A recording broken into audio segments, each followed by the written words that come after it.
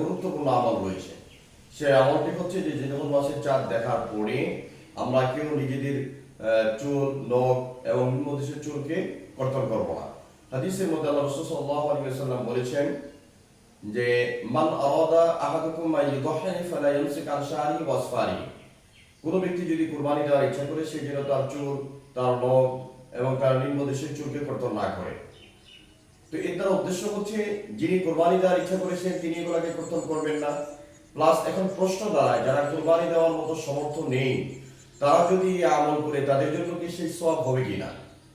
মুহাদ্দিসিনে কেরাম এই হাদিসের ব্যাকগ্রাউন্ডে বলেছেন যাদের কোরবানি দেওয়ার সমর্থ নেই, আল্লাহ রাসূল সাল্লাল্লাহু আলাইহি ওয়াসাল্লামের কাছে এক সাহাবা গিয়ে জিজ্ঞাসা করলেন, রাসূল আমার একটি মাত্র কোরবানির যন্ত্র রয়েছে, মানিহা আছে, যে আমি যার মাধ্যমে দুধ পান করি, আমি কি এটাকে কোরবানি করবো? রাসূল বললেন না।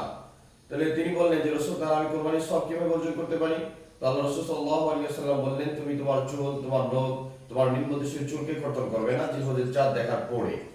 যদি কর্তন করতে চাও জিলহজের চাঁদ দেখার আগে, অর্থাৎ জিলকদের চাঁদ যেদিন শেষ হবে, জিলহজের চাঁদ যেদিন উদিত হবে তার আগের দিন তুমি তোমার নিম্নদেশের চুল এবং নখ এবং মাথার চুল কেটে ফেলো। এরপরে যখন ঈদুল আজহার দিন আসে, ঈদুল আজহার দিনে কোরবানির পরে তুমি যদি তোমার এই চুল, নখ এগুলাকে কর্তন করো তাহলে এর মাধ্যমে আল্লাহ তাআলা তোমাকে একটা কোরবানি দেওয়ার সওয়াব দান করবে। সুবহানাল্লাহ। এই জন্য আমাদের মুসলিম জাতি আল্লাহ রাব্বুল আলামিন আমাদেরকে বানিয়েছেন, আমাদেরকে এমন ভাবে তৈরি করেছেন যে আমাদের প্রত্যেকটা কাজ, মুমিনদের প্রত্যেকটা কাজ এটা হবে সুন্নাত তরিকা অনুযায়ী। এদের প্রত্যেকটা কাজ হবে ইবাদত। এই জন্য ইবাদতের নিয়তে যদি আমরা এই কাজটা করি এবং আল্লাহ রাব্বুল আলামিনকে সন্তুষ্টের জন্য আমাদের যাদের সমর্থ নেই কোরবানি করার, বাংলাদেশের ম্যাক্সিমাম মানুষের সমর্থ নেই কোরবানি করার, এই জন্য আমরা এই আশা লালন করি বা আমরা এই স্বপ্নকে লালন করি, আমরা যদি নিজেদের সামান্য 10টা দিনের জন্য এই চুল, নখ এগুলাকে কর্তন না করে আমরা ঈদের দিন যদি কর্তন করতে পারি তো আল্লাহ রাব্বুল আলামিন অবশ্যই আমাদেরকে একটা কোরবানির সওয়াব দান করবেন। এই জন্য আমরা অবশ্যই এই আমলটাকে করার জন্য চেষ্টা করব যে আমরা এখন আজকে থেকেই যদি আমরা আজকে যেহেতু জিলহজের প্রথম তারিখ, এই জন্য জিলহজের প্রথম চাঁদ দেখা গিয়েছে বাংলাদেশের আকাশে, যেহেতু জিলহজের চাঁদ দেখা গিয়েছে এবং ঈদও হবে ইনশাআল্লাহ 28 মে।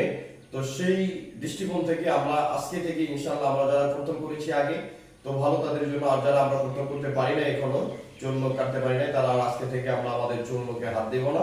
আমরা পরবর্তী 10 দিন পরে অর্থাৎ কোরবানির দিনে আমরা ইনশাআল্লাহ এই জিনিসগুলোকে কর্তন করব। আশা করি ইনশাআল্লাহ আল্লাহ রাব্বুল আলামিন আমাদেরকে সওয়াব থেকে বঞ্চিত করবেন না।